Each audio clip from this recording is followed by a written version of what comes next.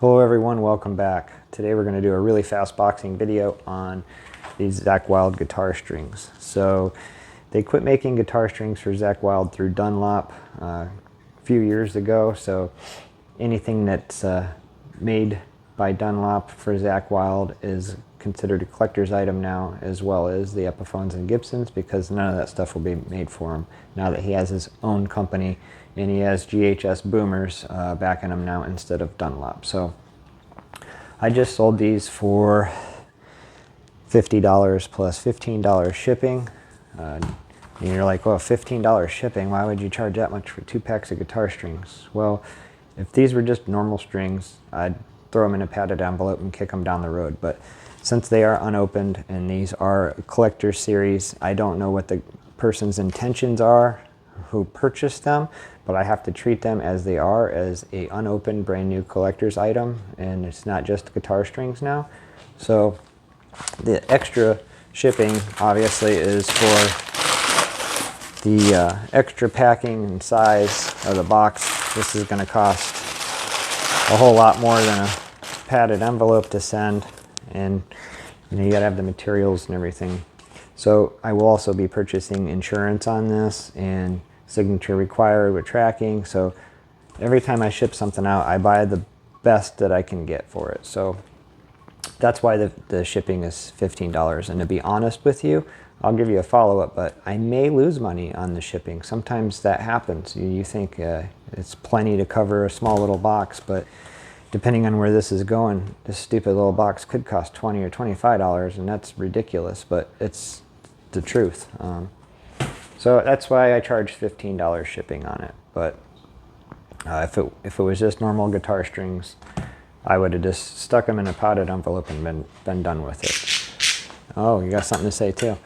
So anyways, this is just a quick boxing video. Like I said, this protects me.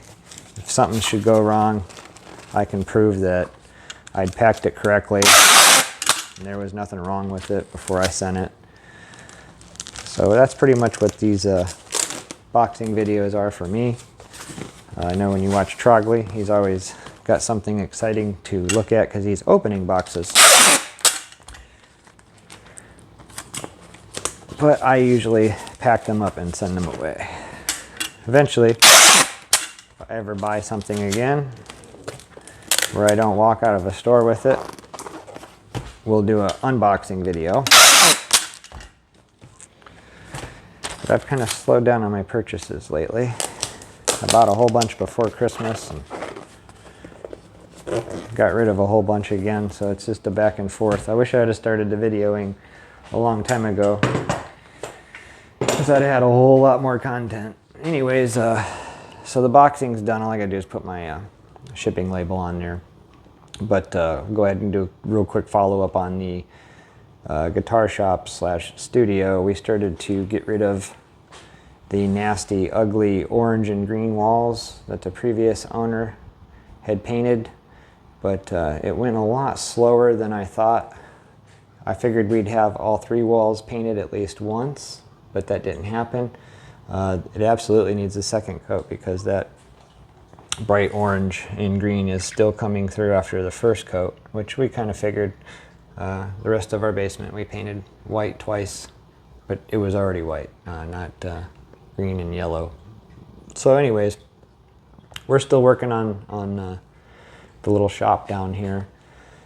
We did add on to the bench, as I mentioned in a previous video, and we left a spot open there for your legs because, as I mentioned in another video, we will be doing soldering for pedal kits and guitar kits, stuff like that.